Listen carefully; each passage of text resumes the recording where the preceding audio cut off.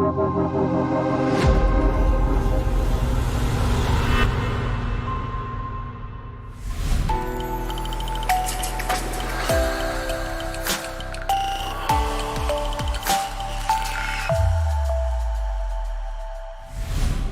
buenos días.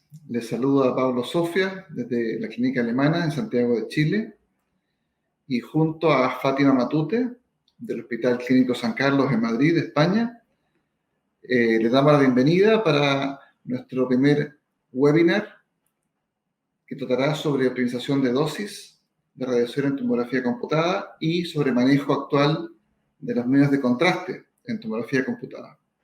Este es el primero de una serie de webinars que haremos cada mes de aquí a fin de año, con importantes controversias y temas de interés para todos ustedes. Bien, vamos a hablar entonces de optimización de dosis de radiación en tomografía computada de un punto de vista práctico. Y lo primero que nos vamos a preguntar es, ¿qué significa optimización de dosis de radiación? Pues significa ni más ni menos que todo examen radiológico, en este caso una tomografía, deben ser realizados con una dosis de radiación adecuada para responder la pregunta clínica con una calidad apropiada. Y esto, que parece algo sencillo, no lo es tanto, y debemos entender un poco mejor los parámetros que regulan la dosis y los parámetros que regulan la calidad de imagen. ¿Y por qué es importante optimizar la dosis? Porque si bien hace algunos años atrás hablábamos de reducir las dosis, ese término es incorrecto estrictamente, porque lo que realmente importa y lo que beneficia a los pacientes es que reciban las dosis adecuadas a su edad, a su contextura física, a su peso corporal y a la pregunta clínica relevante que queremos responder. Así, por ejemplo, este niño pequeño que pesa menos de 10 kilos necesita una dosis muy diferente a este señor adulto que pesa 200 kilos de pesos y que apenas puede entrar por el gantry.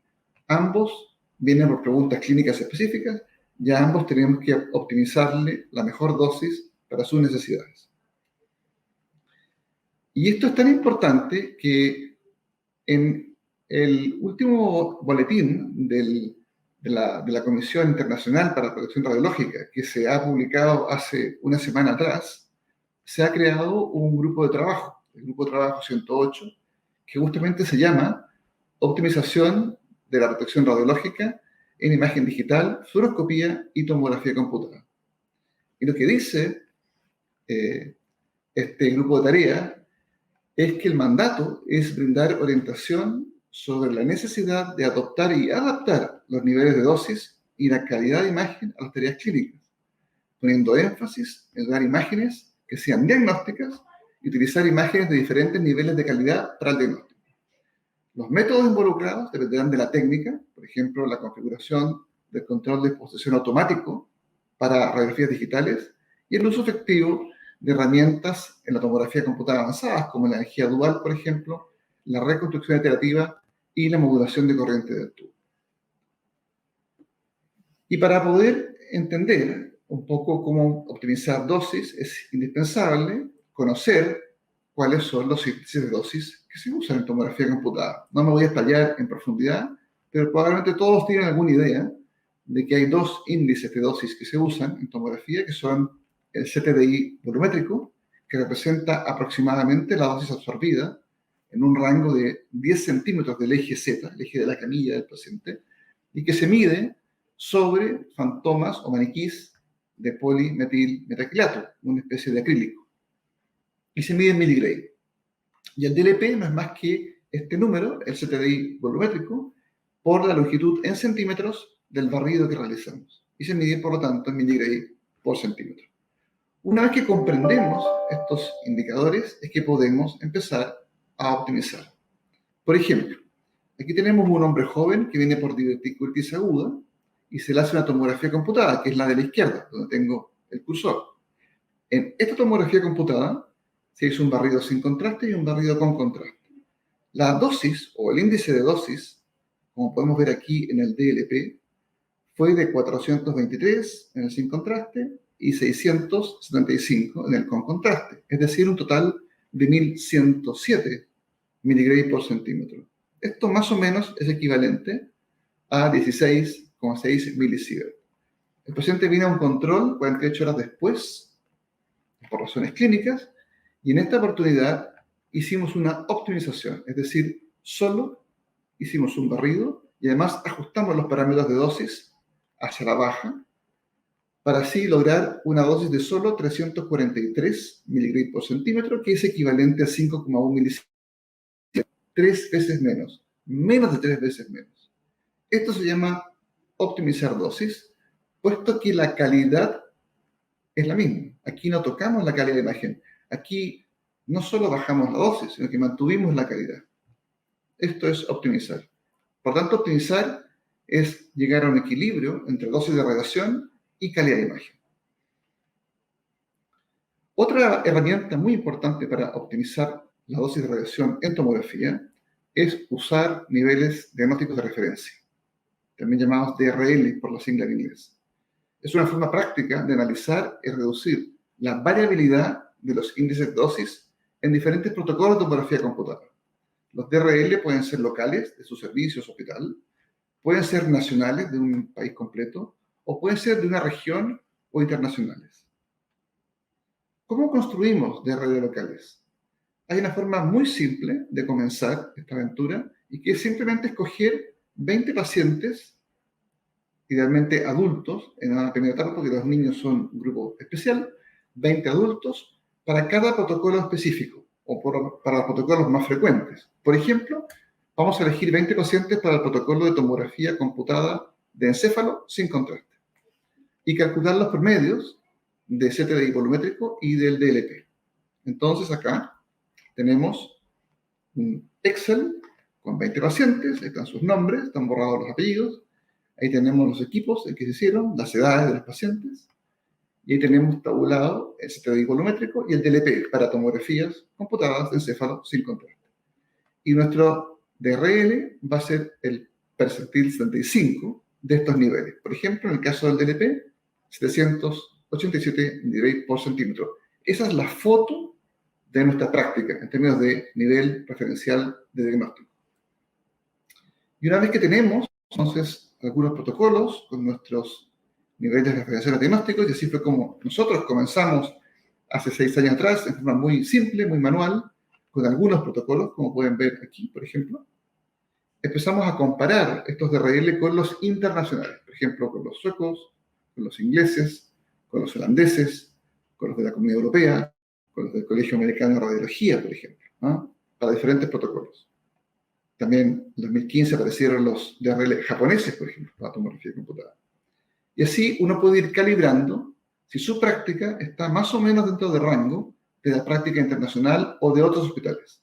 Ahora bien, los DRL no son un límite mínimo o máximo. ¿Por qué?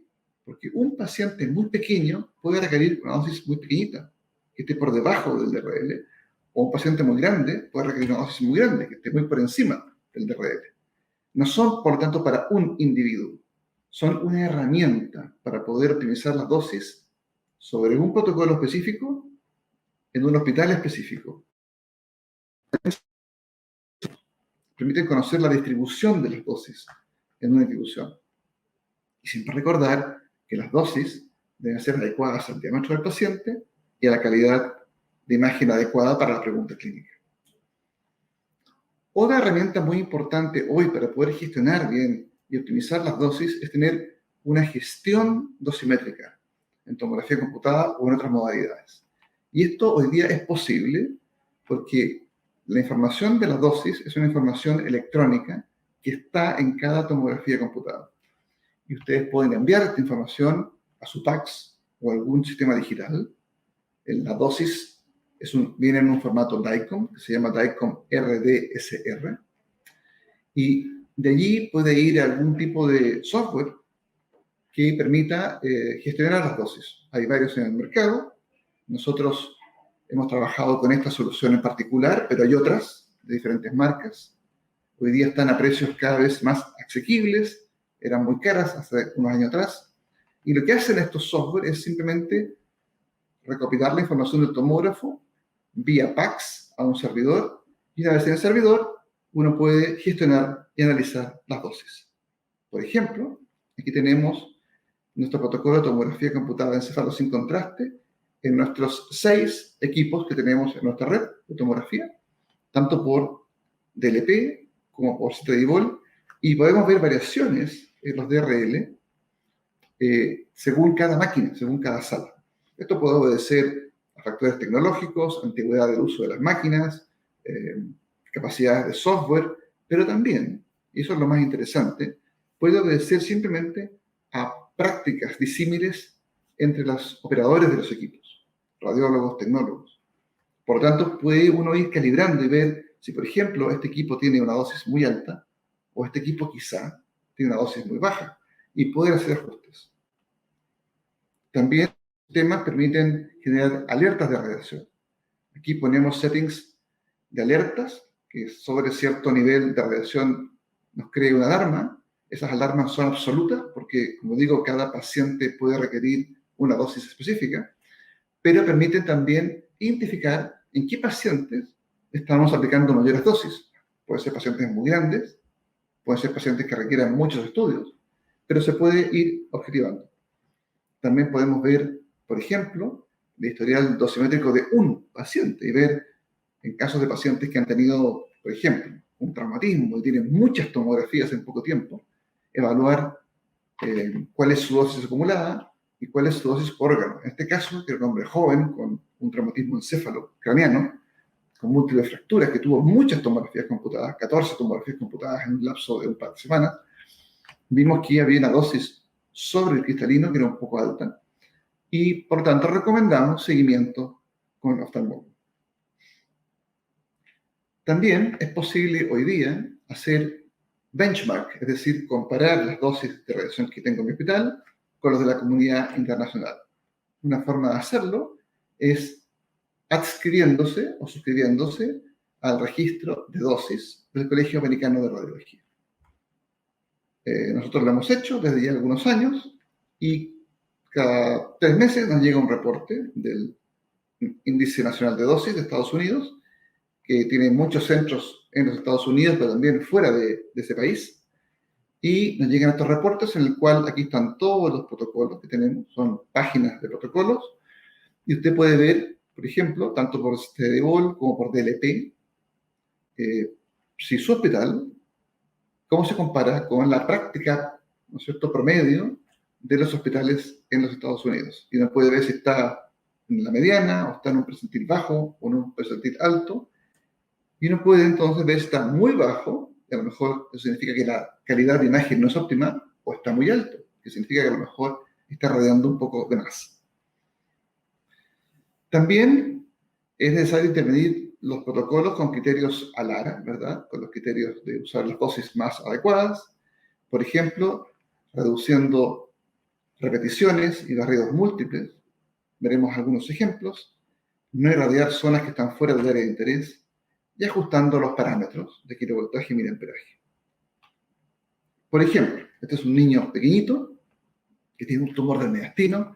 En un hospital, para su primera tomografía, le hacen 3 barridos sin contraste arterial y venoso y se ve que tiene un linfoma. La dosis, el índice de dosis es 788.5. Se le hace quimioterapia y viene a un control.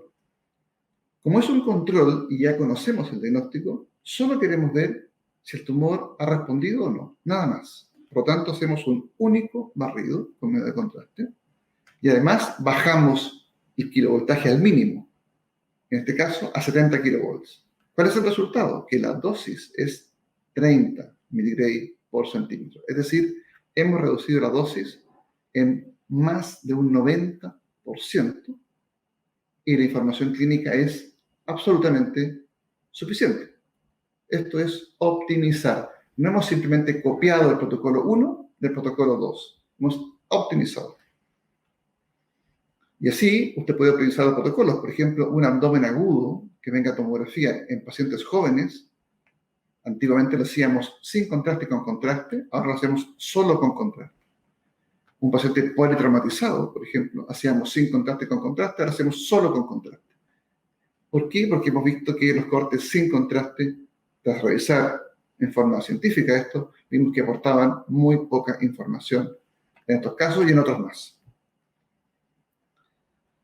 Y también, si tiene un equipo moderno de tomografía computada y aprende a conocerlo bien, puede aprovechar todas las herramientas que hoy día permiten optimizar la dosis. Por ejemplo, utilice siempre el control automático de exposición.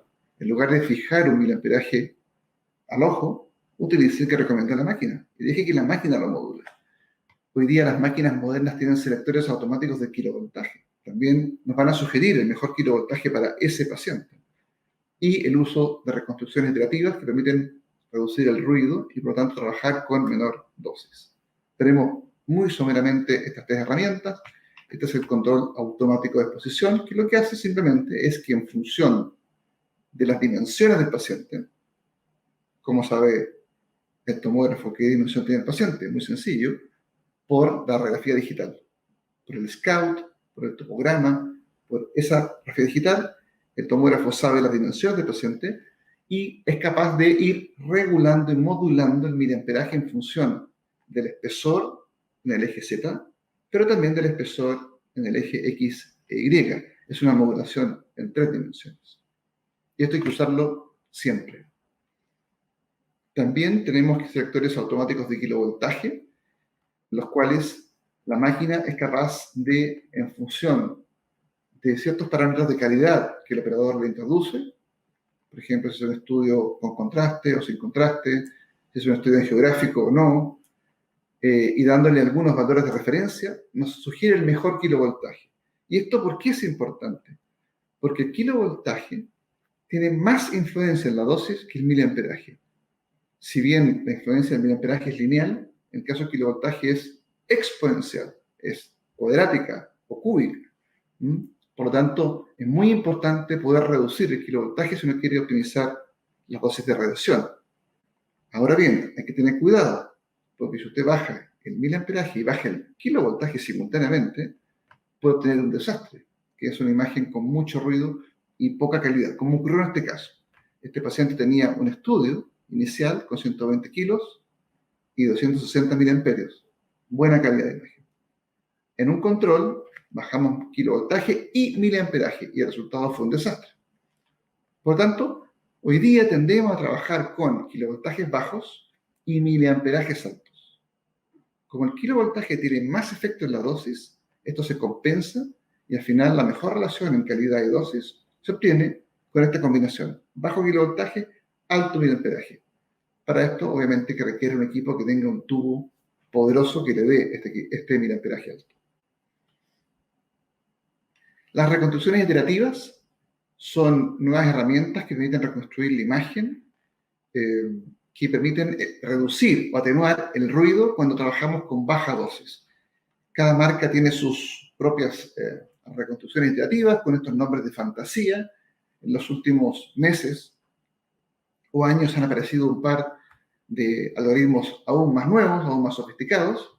Inicialmente tomaban mucho tiempo la reconstrucción, hoy día no nos damos cuenta, reconstruyen muy rápido y una vez que uno se acostumbra a la imagen, son perfectas para trabajar con menor dosis, en que consisten básicamente la diferencia de la retroproyección filtrada, que simplemente retroproyectaba las mediciones para reconstruir la imagen. Aquí el computador del equipo hace una simulación de las proyecciones ideales, libres de ruido, y las compara en un ciclo iterativo con las obtenidas en la medición para ir corrigiendo el nivel de ruido. Y en la práctica, ¿cómo funcionan? Aquí tenemos una imagen obtenida con baja dosis. El método tradicional, vemos que tiene mucho ruido la imagen. Esta es la misma imagen procesada con iterativa y vemos que el ruido ha bajado notoriamente, se ve más suave la imagen. ¿Cómo medimos el ruido? Muy simple, haciendo un ROI y viendo la desviación estándar de los píxeles. Y con eso podemos medir y cuantificar el ruido. En este caso, el ruido era muy alto, sobre 100, y aquí vemos que ha bajado a menos de 40.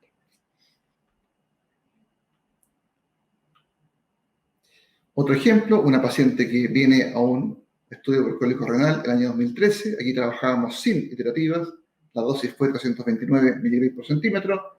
Vino un año después, el 2014, ya teníamos iterativas. Bajamos la dosis, ¿no es cierto? Y vemos que con 97 miligramos por centímetro obtuvimos una imagen de calidad y con un nivel de ruido aceptable, cosa que hubiera sido imposible si hubiéramos tenido estas reconstrucciones iterativas. Finalmente, creo que es muy importante educar y motivar al personal que trabaja en tomografía computada, a los técnicos, a los tecnólogos, a los radiólogos, para que construyamos una cultura de la radioprotección del paciente. Yo creo que en toda América Latina tenemos una gran cultura de la protección radiológica del personal, ¿verdad?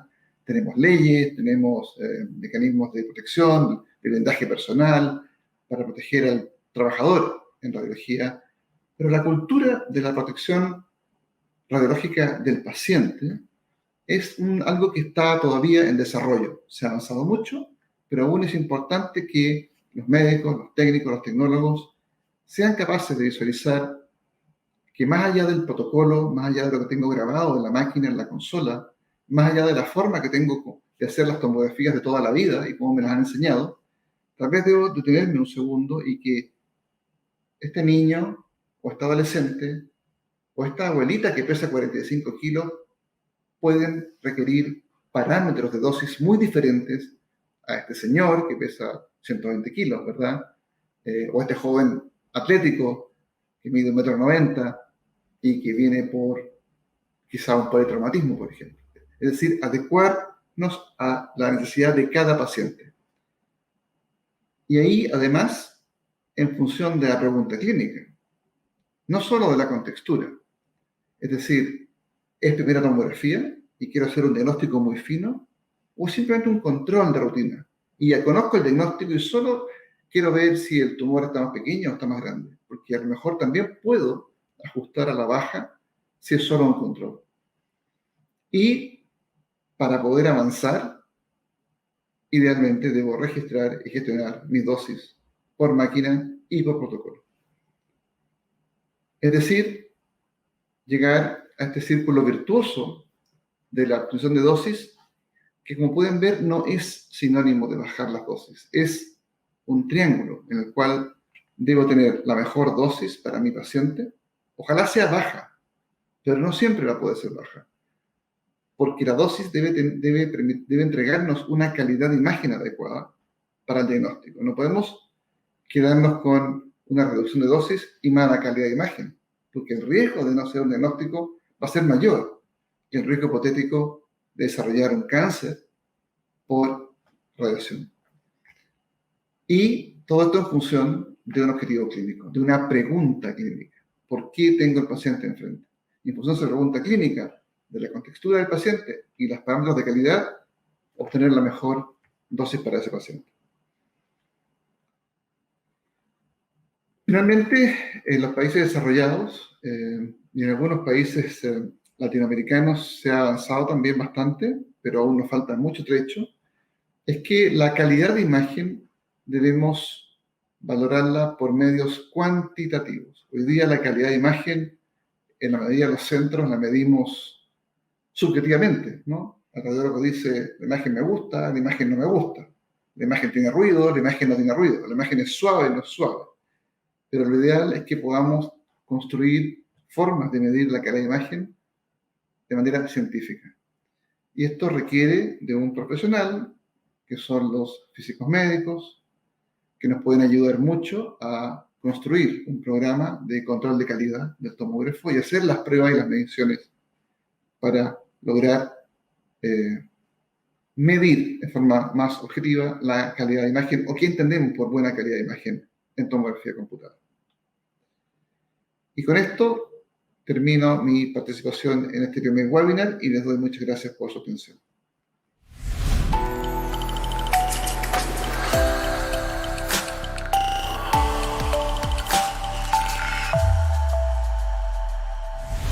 Buenos días, soy la doctora Matute, radiólogo del Hospital Clínico San Carlos de Madrid y junto con el doctor Sofia soy la directora de educación del CIR. Vamos a continuar con este webinario de controversias hablando sobre los contrastes yodados, mitos y realidad. Aquí os muestro las guías de consenso de la ESUR y del American College of Radiology del 2021 que podemos tomar como referencia, junto con las recomendaciones de diferentes sociedades científicas sobre el manejo de los contrastes. Y para empezar, nos tenemos que hacer una pregunta. ¿Qué es el contraste? Pues el contraste es un agente, una sustancia externa que va a alterar el contraste de las imágenes producidas por cualquier método y en concreto vamos a referirnos en este webinar a los contrastes yodados y vamos a hacer un repaso revisando las dudas que en el día a día seguro que tenemos y que podemos seguir teniendo. Será motivo de otro webinario, el gadolinio. Comencemos e intentemos ir contestándonos mentalmente las preguntas que voy a plantear. Y la primera es, ¿se recomienda el ayuno previo a la administración de agentes de contraste?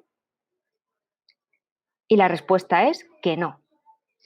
El ayuno o esta norma de ayunar data de la época en la que se empleaban contrastes hiperosmolares. Muchos de ellos producían vómitos y este fue el motivo por lo que a los pacientes se les decía que viniesen en ayunas a hacerse la prueba. Según las guías de consenso, el ayuno no se recomienda antes de la administración de los contrastes e incluso dicen que puede aumentar los eventos adversos. Aumenta la ansiedad en los pacientes, el malestar, la hipoglucemia en los diabéticos. Por tanto, evidentemente, en las exploraciones de rutina en las que administramos contraste por vía intravenosa no va a ser necesario el ayuno. Y la siguiente pregunta, ¿se tienen que calentar siempre los medios de contraste antes de su administración? Y la respuesta también es que no. El hecho de calentar los contrastes es que supone que va a disminuir la viscosidad de los mismos y esto podía mejorar la velocidad de inyección. Pero la ESUR, en la guía de la ESUR, nos dice que, bueno, que no estaría mal calentar estos contrastes porque va a disminuir el riesgo de extravasación. Dice que en estudios que han hecho se ve que puede disminuir la frecuencia de los efectos adversos, pero especifica que no hay estudios sólidos, que los datos que hay son limitados y que, por tanto, bueno, pues lo recomiendan como una guía de buenas prácticas. La guía de 2021 del American College of Radiology nos dice que, bueno, que hay que calentar los contrastes, pero solo cuando se necesite hacer inyecciones de muy alto flujo, mayores de 5 mililitros segundo, y cuando sean inyecciones arteriales directas. Pero que, sin embargo, no va a estar indicado en aquellos estudios de rutina que hacemos con administración de contraste por vía intravenosa en fase portal. Y en los enfermos que están en diálisis, cuando le hacemos una prueba con contraste intravenoso, vamos a requerir la realización de una hemodiálisis extra para aclarar el contraste. ¿Qué respondemos a esto? Pues también que no. No va a ser necesario programar la sesión de hemodiálisis en función de cuándo vayamos a hacer la exploración de TC, con lo cual eso simplifica mucho la logística del servicio y tampoco se va a requerir una sesión extra de hemodiálisis por haber administrado contraste. ¿Y qué pasa cuando baja el nefrólogo? Doctora, tengo un paciente con un filtrado glomerular menor de 25 que tiene que entrar en lista de trasplante y para ello tengo que hacer un análisis, un ATC con contraste arterial, porque si no, no me le meten en la lista y el radiólogo, no, si tiene un filtrado glomerular menor de 25 no le meto contraste, ¿no? A veces ocurre esto. Pues se puede meter contraste, porque en los pacientes que tienen una enfermedad renal terminal, crónica, sin trasplante funcional, este contraste adicional no va a hacer ningún daño a unos riñones que ya no funcionan. En algunos sitios lo único que se ha visto es que si tenían oliguria, pues se pueden quedar anúricos, pero no va a empeorar su pronóstico ni a aumentar su mortalidad. Otra pregunta que es muy frecuente incluso ahora. Viene el técnico, doctora, es que el paciente que viene ahora a la TC acaba de tomar, se ha tomado la metformina. Le hacemos la prueba, se la citamos para otro día y la pregunta es, ¿hay que suspender la metformina antes de una ATC con contraste intravenoso? Y la respuesta vuelve a ser no. En la mayoría de los enfermos no es necesario suspender la metformina. Como datos, ¿qué produce la metformina? Bueno, pues la metformina se va a excretar en un 90% por el túbulo y el glomérulo en las primeras 24 horas tras la administración de su contraste, y en el intestino va a producir un aumento de la producción de ácido láctico, ¿no? De ahí el riesgo de acidosis láctica de la que todos hemos oído hablar de los pacientes que toman metformina. Pero a los pacientes los vamos a dividir en dos grupos. La categoría 1, que son pacientes que no tienen insuficiencia renal o tienen una insuficiencia renal leve, es decir, que su filtrado glomerular va a ser mayor del 30%, en los que no hay que suspender nunca la metformina, y aquellos pacientes que tengan una insuficiencia renal grave, es decir, que tengan un filtrado glomerular menor de 30 mililitros minuto, o aquellos en los que se vaya a hacer una administración directa por vía intraarterial, ¿no? En este caso sí que las guías recomiendan que se suspenda la metformina en el momento de la exploración y luego que se revise la función renal las siguientes 48 horas antes de volver a reintroducir la metformina, que se puede hacer sin ningún problema si no hay alteración de esa función renal. Y en la literatura, en muchos estudios que se han hecho, se ve que no hay mayor riesgo de fracaso renal agudo en los pacientes que toman metformina, ni si tienen la función renal normal o alterada, y que el riesgo de acidosis láctica en ambos grupos de pacientes es de entre 0 y 0,084 casos por 1000 pacientes año, con lo cual los pacientes que están tomando metformina no tienen ningún problema de seguir tomándola en general antes de hacerse una prueba de control normal con administración de contraste. Y otra pregunta, ¿hay que suspender los fármacos nefrotóxicos como los que tenemos aquí, quimioterápicos, antibióticos, los AINES? Pues evidentemente no. Tampoco hay que suspenderlos. Como regla general, no se recomienda suspender esa prueba a no ser que el médico, por otra serie de concomitancias o morbimortalidad, vea que esto es necesario.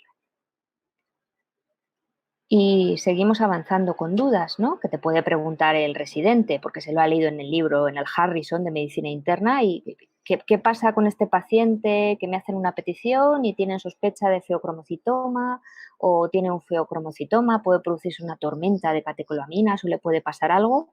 ¿Se necesita hacer premedicación antes de una TC de control en un paciente con feocromocitoma?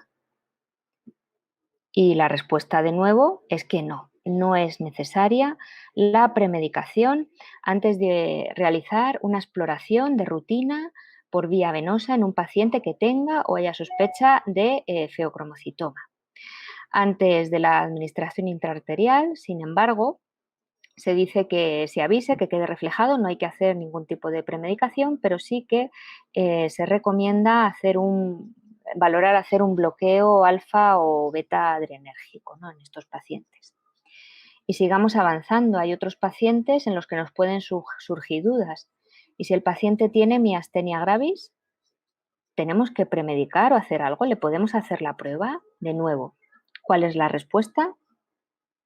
Pues no, no es necesario hacer ningún tipo de premedicación. La premedicación no se va a recomendar solo si hay historia de miastenia muy grave, y es controvertido si el medio de contraste yodado incluso debe considerarse como una contraindicación relativa en estos pacientes. Eso sí, cuando el cuadro de miastenia es muy grave o ha habido una evolución tórpida o mala de la enfermedad, lo que sí que se dice es que se recomienda a los pacientes que se queden 24 horas cerca de un centro sanitario por si hay algún evento adverso.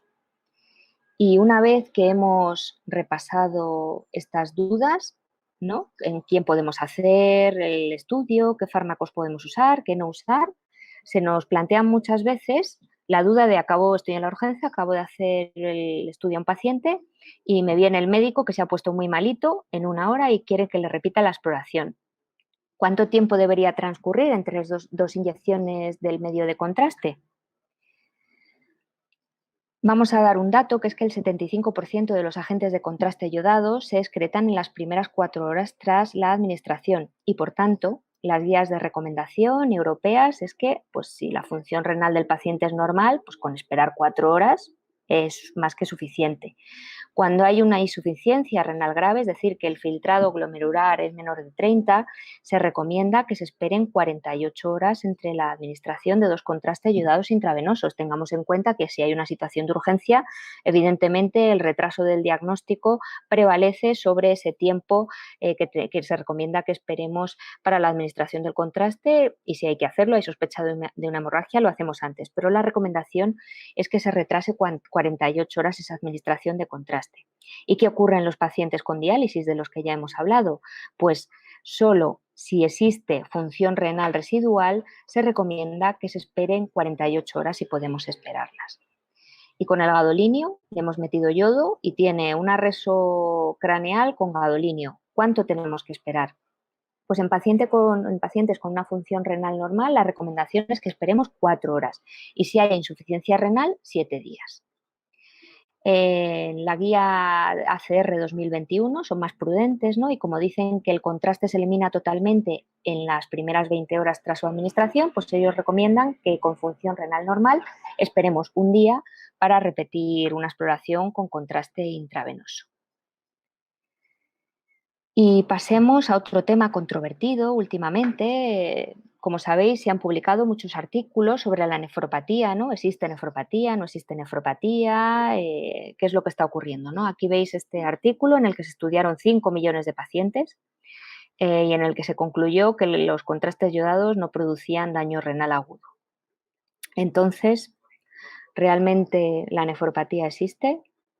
Pues bueno, si hacemos una lectura crítica de muchos de estos artículos, vemos que la metodología a lo mejor deja un poco que desear. En este caso se revisaron retrospectivamente las historias, sacando datos de creatinina sérica, ¿no? No se hizo un estudio randomizado y realmente yo creo que no hay datos fiables aún, aunque sé que se están haciendo muchos estudios y muy buenos que realmente dicen que no hay mucho daño, no es tanto daño como el que dice que hacen los contrastes yodados, y así lo comenta, o es la posición del comité de la ACR sobre drogas y medios de contraste, que dice, pues sí, la nefropatía por contraste intravenoso pues existe, pero realmente no hay estudios lo suficientemente sólidos porque las publicaciones que hay considera que tiene muchos sesgos comerciales y concluye que se necesitan investigaciones posteriores basadas en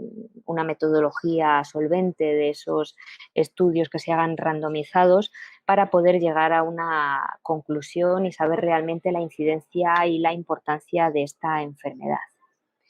Y en relación a esto de la nefropatía, a veces oímos que el residente, ¿y qué creatinina tiene? Pues tiene esto, vale, ponle el contraste. Ay, pues tiene más de esto, pues no le pongas contraste. Y la pregunta es, ¿realmente la creatinina es un buen indicador de la insuficiencia renal? Pues la respuesta es que no, porque fíjense en estos dos sujetos que tenemos, muy diferentes, pero tienen la misma creatinina, 1.3. Pero sin embargo, fíjense en su filtrado glomerular, es totalmente distinto. Aunque ninguno de ellos tiene un daño grave de la función renal, evidentemente vemos que la señora, aunque esté para correr maratones, evidentemente, pues por la edad y por la masa muscular, tiene un filtrado glomerular mucho más bajo que el señor de la izquierda, ¿no? Además, recordemos que cada año que pasa a partir de que cumplimos 40, perdemos 1 mililitro minuto de filtrado glomerular, aunque seamos sanísimos, no bebamos y nos cuidemos mucho, ¿no? Con lo cual, realmente esto también lo tenemos que tener en cuenta. Y fijaros, como vemos en esta gráfica, vamos viendo cómo baja el filtrado glomerular y la creatinina no sube, no empieza a subir, no se empieza a indicar que está pasando algo en el riñón hasta que no se ha perdido la mitad de esa función renal, de ese filtrado glomerular. Por tanto, ni la creatinina sérica ni la creatinina en plasma son indicadores ideales de la función renal y además no podrían detectar la insuficiencia renal al tiempo, y es la tasa de filtrado glomerular el método recomendado para estimar la función renal antes de la administración de un agente de contraste, por lo que antes de justificar e indicar una prueba tenemos que fijarnos no en la creatinina, que también la podemos ver, sino en el filtrado glomerular que tiene el paciente. Y vamos ligando preguntas. Y si tenemos que saber el filtrado glomerular, ¿le tenemos que hacer análisis a todos los pacientes? Evidentemente estamos hablando de los ambulantes, porque en los ingresados yo creo que de todos vamos a tener analítica y vamos a tener esos datos. Bueno, pues la respuesta es que no. En este artículo que os pongo, y hay otros muchos, hicieron un estudio también con un interés económico importante, porque hacer análisis a todo el mundo cuesta, ¿no? Y concluyeron que solo había que hacer analíticas a aquellos pacientes que estuvieran o tuvieran una serie de factores de riesgo, que en este caso eran que tuvieran más de 60 años, una historia de enfermedad renal o de hipertensión, o una historia de diabetes o toma de metformina. Y si os soy sincera, ahora que reviso la población que me toca atender, pues yo creo que la mayoría de ellos cumplen estos criterios. Pero bueno, realmente solo estaríamos obligados a tener analíticas recientes de este grupo de pacientes, no de todos los ambulantes.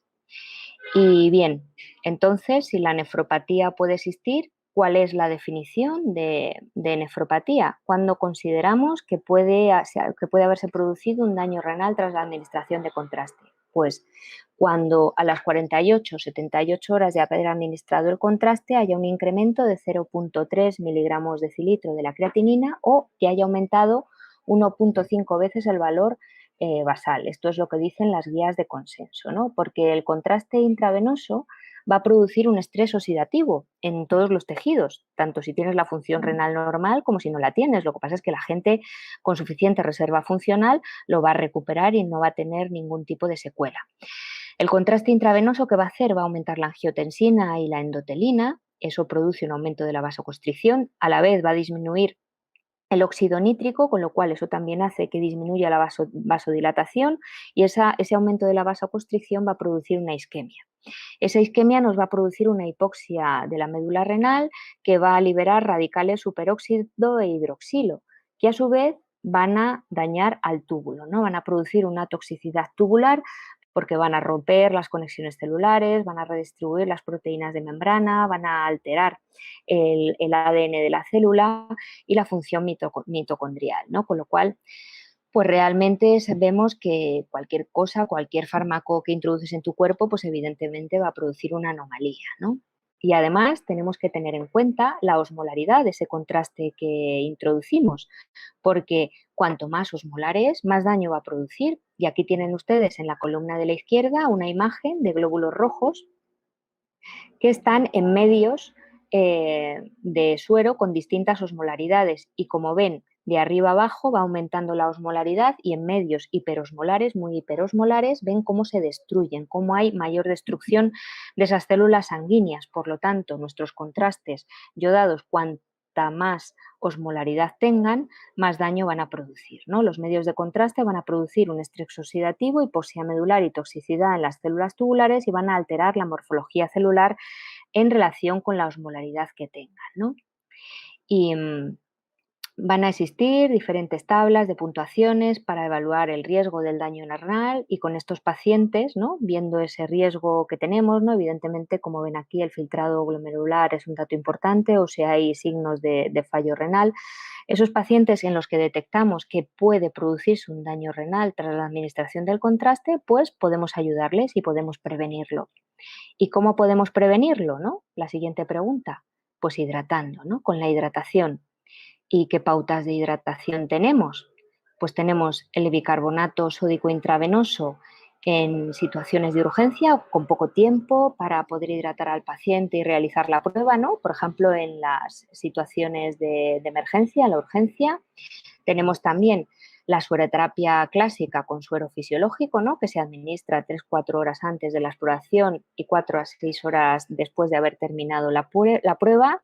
Y la hidratación oral, el agua, medio litro antes y medio litro después. Esta hidratación, ¿qué va a hacer?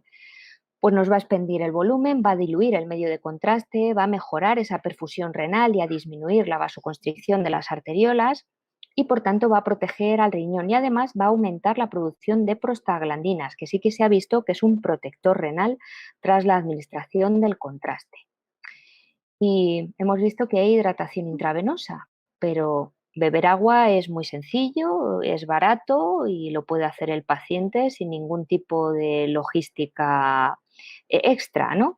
Entonces, ¿qué pasa con la hidratación oral? Pues en las guías de la ESUR, incluso en el organismo internacional que se encarga de proteger al riñón, decían que no recomendaban la hidratación aislada, pero fíjense en este estudio que pongo aquí, hicieron estudios, no solo este, otros muchos, randomizando pacientes con sueroterapia intravenosa y pacientes con hidratación oral y concluyeron que no había evidencia de que la hidratación oral aislada se asociara a mayor riesgo de fracaso renal agudo, de daño renal agudo tras la administración del contraste intravenoso en los pacientes que se sometían a una prueba con contraste. Por tanto, yo creo que es una opción maravillosa para pacientes ambulantes. Aquí tenemos otro artículo también que lo respalda. Y para aquellos centros en los que no tienen un hospital de día o es muy complicado tener un área con enfermería que se encargue de hidratar a los pacientes. Eso sí, el inconveniente es que tú cuando pones un suero sabes qué suero estás poniendo y la cantidad y sabes que has hidratado al paciente y si le dices al paciente que beba tienes que confiar en el cumplimiento, ¿no? Y muchas veces sabemos que los pacientes o no se enteran o no hacen las cosas, ¿no? Pero la hidratación oral es una buena medida para proteger el riñón antes de la administración del contraste. Y seguimos con las preguntas, ¿no? Porque somos científicos y tenemos que preguntarnos constantemente cosas. ¿Hay alguna otra profilaxis farmacológica útil? Pues no.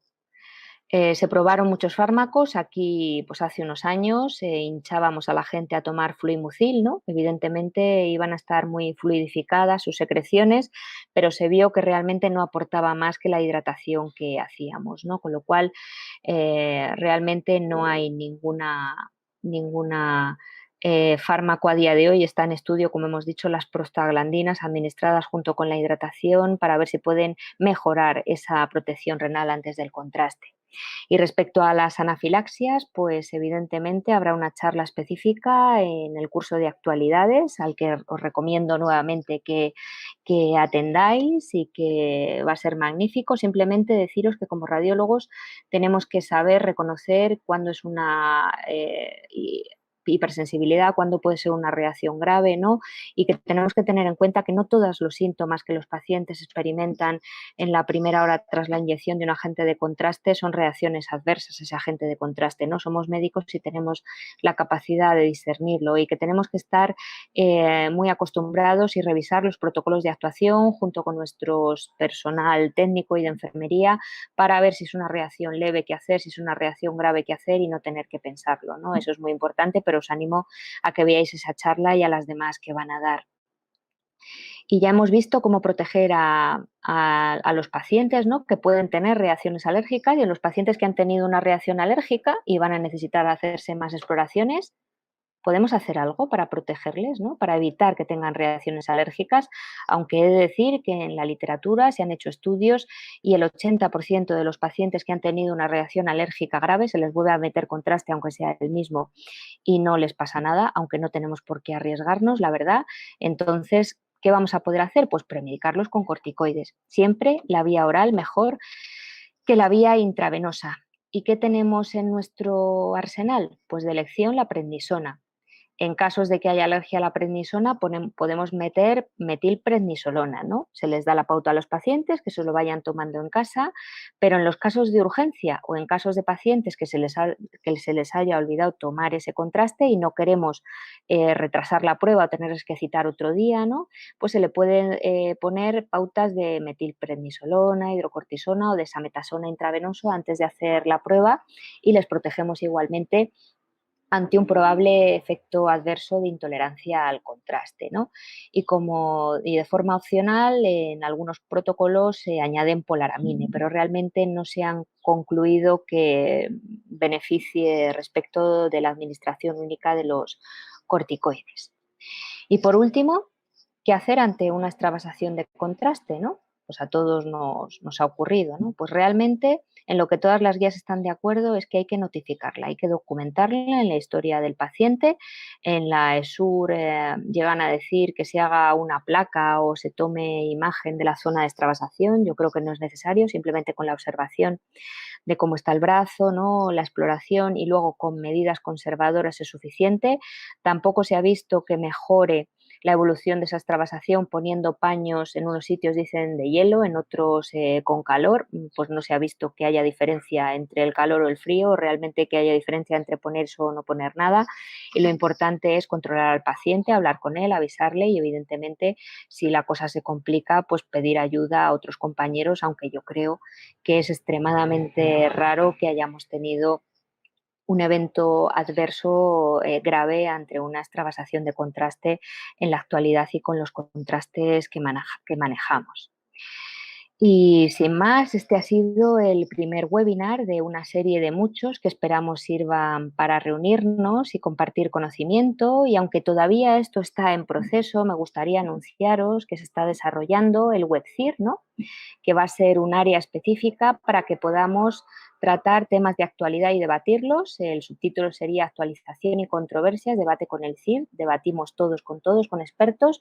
Los títulos de los primeros webinars que tenemos previstos los tenéis aquí hasta diciembre y también les avanzo que es una idea de la Junta Directiva del CIR el abrir un buzón de sugerencias para que los socios del CIR propongamos temas que nos parecen de actualidad o que queramos tratar y así poder compartir el conocimiento y poder vernos virtualmente hasta que nos podamos ver de verdad, cosa que yo deseo.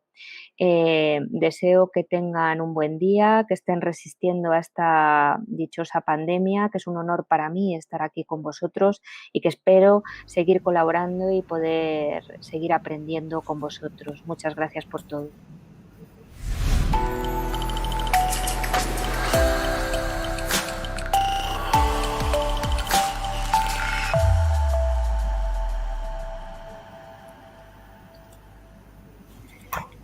Bueno, muchas gracias Fátima por tu muy interesante clase, creo que aprendimos mucho.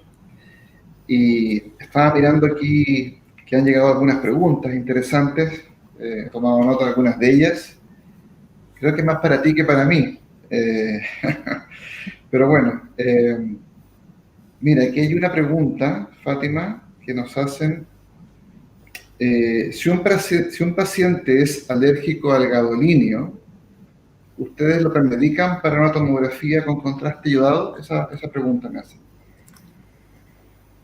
Si es alérgico al gadolinio, no tiene por qué ser alérgico al contraste iodado. No hay evidencia de que haya reacciones cruzadas. No obstante, nosotros siempre que hay un paciente intolerante, hablamos con el servicio de alergia para que lo estudie y protocolice si le tienen que premedicar o no. Ante la duda, premedicar no es malo, pero el ser alérgico al contraste iodado no quiere decir que seas alérgico al gadolinio y viceversa.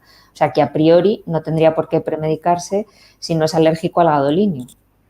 O sea, perdón, si no es alérgico al contraste iodado y solo te dicen que es al gadolinio. Perfecto, perfecto.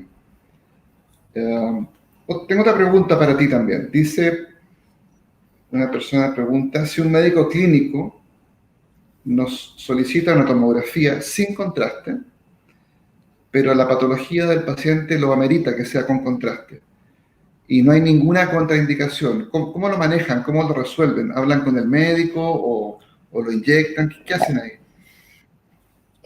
A ver, yo creo que es fundamental el trabajar en equipo, ¿no? Y los radiólogos somos radiólogos clínicos, somos médicos y tenemos criterio para ver qué es lo mejor para el paciente y tenemos que tener en cuenta, en función de la legislación que haya en cada país, que la responsabilidad de una prueba radiológica es compartida inicialmente del médico peticionario y de nosotros como radiólogos, ¿no? Entre ambos tenemos que ponernos de acuerdo, pero la decisión final es del radiólogo legalmente. Entonces, si tú consideras que el contraste es necesario, puedes optar por ponérselo siempre comunicándoselo al médico peticionario, que creo que no va a poner ningún problema, porque además le vas a decir que así vas a resolver su duda y viendo que no hay ningún tipo de contraindicación para administrárselo, con lo cual tú eres el que decides, porque tú tienes que responder a la pregunta que te hacía el médico. Entonces, él te sugiere que hagas una prueba, pero tú puedes decir qué haces.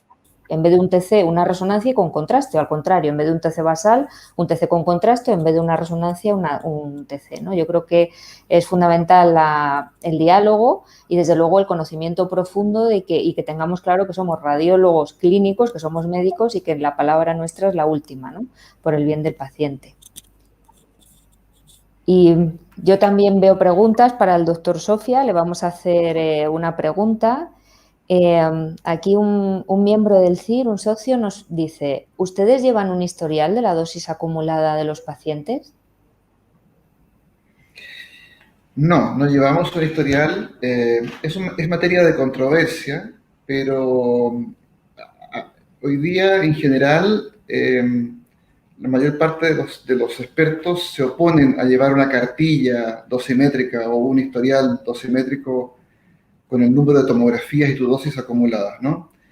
Y la razón por la cual se oponen es básicamente que es un terreno de mucha incerteza. ¿Qué le vas a decir tú a un paciente que tiene, no sé, que tiene 10 tomografías computadas acumuladas y que acumula, supongamos, no sé, 80 miligray, 80 milisievert o no 100 milisievert? Porque no es lo mismo un paciente que tiene, por ejemplo, un cáncer y que está en seguimiento y con quimioterapias y que se hace una tomografía cada 3 meses o incluso más frecuente, y que es joven, que un señor que es mayor, por ejemplo. Entonces, cada paciente creo que es diferente, y además los médicos tampoco sabemos explicar muy bien el riesgo, ¿no? Si llega un padre y te dice, bueno, mi hijo tiene 6 tomografías porque tuvo un sarcoma de Ewing, ¿y eso qué significa? ¿Va a tener cáncer? ¿Tiene riesgo de cáncer? ¿Cuánto riesgo de cáncer tiene, por ejemplo? Te pregunta un padre. ¿Qué le vas a responder? Creo que la mayoría de los radiólogos no estamos en condiciones de responder, porque es un terreno de mucha incerteza. Es un asunto probabilístico. Por lo tanto, creo que al final, entregarle a un paciente su acumulación de dosis no cumple un objetivo sanitario concreto y puede causar más daño a veces que beneficio. Por lo tanto, si bien debemos nosotros llevar una historial, llevar una gestión de dosis y estar preocupados de las dosis, creo que por ahora no hay consenso y acuerdo con eso, en no entregarlo. Y en relación a esto nos preguntan que si hay evidencia de que las TCs acumuladas aumenten el riesgo de cáncer. Bueno, ahí también nos movemos, es una gran pregunta, indudablemente, porque ahí nos movemos también en un mundo de incerteza. Lo que sabemos a ciencia cierta, por Hiroshima y Nagasaki, sobre todo de ahí para adelante, es que las dosis altas de radiación producen cáncer. Sobre eso no hay dudas. Pero a medida que bajamos las dosis y nos acercamos a las dosis de la radiología diagnóstica y de la tomografía computada, que son dosis bajo los 50 miligray o incluso bajo los 20 miligray, todo se pone más nebuloso, más misterioso. Y se pone más misterioso porque lo que ocurre es que la incidencia de cáncer en la población general es muy alta. El 40% de los ciudadanos tenemos riesgo de cáncer. Y el exceso de riesgo, dado por la radiación a bajas dosis, es tan pequeño que la potencia estadística que se necesita para demostrar el riesgo es enorme y es muy difícil de lograr. Entonces, la respuesta seria sería: no lo sabemos. Pero la comunidad científica ha adoptado una política protectora, preventiva. Es decir, como no lo sabemos, y yendo al principio hipocrático de no hacer daño, vamos a suponer que el riesgo nunca es cero, que si bien el riesgo es pequeñito, hay un riesgo pequeñito, que si bien la dosis es 0,0001, el riesgo es 0,0001. Y eso se llama la teoría lineal sin umbral, porque nunca llega a cero.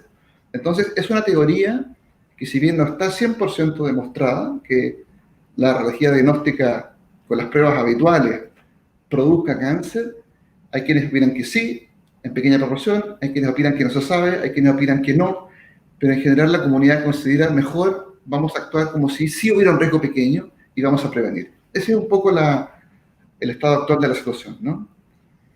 Fátima, tengo también aquí otra para ti. Me preguntan por el medio de contraste las embarazadas, que siempre es un tema de discusión. Pues ahí con el tema de la embarazada hablaremos algo en el curso de actualidades. Recuerden que va a ser los próximos días 1 y 2 de julio y se tienen que apuntar todos y animar a la gente y ahí tocaremos ese tema, pero cuando una embarazada necesita una prueba y necesitamos dar respuesta, la frase que tú has dicho, es más peligroso no llegar al diagnóstico que no hacer algo. Entonces, está permitido administrar un medio de contraste en una embarazada siempre, como en cualquier paciente, con la menor dosis posible. Hay un pequeño riesgo, describen en la literatura, de que como el tiroides fetal está en desarrollo puede haber algún tipo de hipotiroidismo, ¿no? Y se recomienda que se haga un análisis al recién nacido a las pocas horas, pero realmente no se ha demostrado que eso sea cierto y, por tanto, si una embarazada necesita hacerse un TAC, necesita meterse contraste, hay que hacérselo y se puede hacer sin ningún tipo de problema. Como has dicho tú, por la radiación, que va a ser siempre menor de los 100 milisievert, en un TAC de abdomen, aunque le hagas 3 no vas a llegar a los 50 y le puedes meter contraste para ver un tromboembolismo pulmonar, una apendicitis si lo necesita y está respaldado por las guías internacionales. Perfecto. Me pregunta aquí un amigo de Argentina, Sergio Luchino, me pregunta qué software de gestión de dosis tenemos nosotros.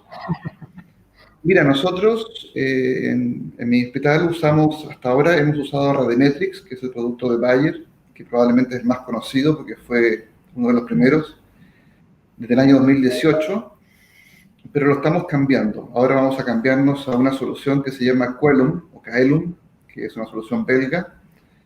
Y la razón para cambiarnos es por 2 motivos. Uno, porque Kaelum tiene una asociación con ACFA, con el proveedor de nuestro RIS-PACS. Y dado que estamos cambiando el RIS-PACS, lo estamos actualizando a la plataforma nueva, el Enterprise Imaging, viene incorporado, o bien se negoció que viniese incorporado al PACS, lo cual creemos que tiene importantes ventajas, porque no hay que entrar a una plataforma separada, sino que va a estar dentro del PACS, y por tanto los radiólogos y los técnicos van a poder acceder directamente a la plataforma. Además, se obtuvo un mejor precio, porque también hacer una suscripción que va embebida en el PACS se logró comprar en un paquete. En cambio, la solución Radiometrics hay que pagarla aparte. No es barata, por lo tanto nos vamos a cambiar. No sabemos muy bien, no podría decir cuál es mejor o peor, porque tengo que evaluar bien el Kaelum. En teoría serían igualmente funcionales para eso. Hasta donde yo conozco, estas 2 soluciones son las que yo más cerca he visto y que más he visto que suenan en los congresos y en los eventos. No sé si tú en Madrid tenéis alguna o usáis otra marca o alguna de estas. Nosotros en nuestro hospital tenemos un software propio de medición de dosis porque tenemos aún un servicio de medicina física y bastante friki, y es el que utilizamos, incluso están utilizando en otros sitios, ¿no? El nuestro es propio, he de decir. Pero sé que están utilizando, como dices tú, el de Bayer y otras distintas soluciones, ¿no?, que vemos en los congresos, y además que está siendo obligatorio, ¿no?, por la ley del Euratom que nos aplica España, el registrar la dosis de los pacientes es obligatorio aquí. Su carné dosimétrico, vamos. Tengo una pregunta más para ti, Fátima. Preguntan si a un paciente alérgico se le olvida la premedicación o hay que hacerle una prueba de urgencia. ¿Qué hacéis en esos casos? Yo me imagino que la pregunta tiene relación con la premedicación intravenosa. Aquí hemos discutido durante mucho tiempo sobre la premedicación intravenosa con corticoides intravenosos, porque hay mucha evidencia que serviría poco, ¿no? Que no sería muy efectiva, ¿no? Entonces hay quienes dicen que no sería muy útil. No sé bien qué opinas tú de eso. Pues a ver, lo que comentaba tanto de las guías, la guía europea, ¿no?, y la del ACR de 2021 también lo respaldan. Nosotros lo que hacemos es dar premedicación oral, siempre la vía oral frente a la intravenosa en los pacientes que van a venir con prednisona, es lo que damos, 50 miligramos, antes y luego después, Pero en los pacientes que o bien se les olvide tomar esa premedicación o bien tengas una urgencia y sabes que el paciente es intolerante o alérgico, ¿no? Se les puede meter un bolo de corticoides inmediatamente antes de hacer la prueba y si es urgente le puedes hacer la exploración. Y si es ambulante, no tienes que volver a citar al paciente con el problema no solo para él que se desplace, sino perder un hueco, buscar otro hueco en la agenda, con lo cual, si es ambulante, vía oral, prednisona, y si es urgente o se le olvidó la premedicación y el paciente lo admite, ¿no? Porque también tiene que dar su consentimiento, se le mete un bolo de hidrocortisona y luego se tendría que quedar para otra dosis a las 4 horas después. Y así se podría solventar el ambulante para no recitarlo y el urgente que haces tú para hacerle la prueba sin ningún problema, aunque, como he dicho, el 80% de los que tienen una reacción grave no la vuelven a tener, ¿no? Siempre te dicen que uses un contraste distinto, pero vamos, a priori daríamos vía oral a los ambulantes y si se les olvida urgentes, intravenoso. Perfecto. Tengo yo aquí una pregunta también de Camilo Grado, no sé de qué país. Pregunta, para optimizar dosis, ¿recomiendan adquirir volúmenes finos y analizar las imágenes en cortes más gruesos o diagnosticar desde los volúmenes finos? Bueno, nosotros, a ver, la política en general de la mayor parte de los centros es adquirir volúmenes finos o cortes finos y archivar o leer en cortes más gruesos. Esa es la política general. Pero nosotros adquirimos en cortes finos y leemos en cortes finos. Y la razón es que no tenemos problemas de memoria en nuestro PACS. Creemos que hoy día el costo de almacenaje o de memoria en un PACS moderno es marginal. No tiene sentido ahorrar memoria almacenando cortes gruesos. Nosotros llevamos ya 16 años con nuestro PACS almacenando absolutamente todo lo que se adquiere, desde cortes de menos de 1 milímetro a cortes de 1 milímetro, 2 milímetros. Entonces, la verdad es que preferimos tener toda la data. Eso nos permite, en caso de necesidad, volver a reconstruir, por ejemplo. Y la memoria no es un problema hoy día, no es un problema de costo ni almacenaje. Así que el único problema de los cortes finos es que, claro, pues hay un poquito más de ruido en la imagen, pero tú puedes manipularlo a tu voluntad. Puedes también, en el reconstructor simple, en la NPR, puedes ir a cortes más gruesos si no te gusta, si quieres bajar el ruido, por ejemplo. Así que nuestra política es adquirir fino y leer fino también.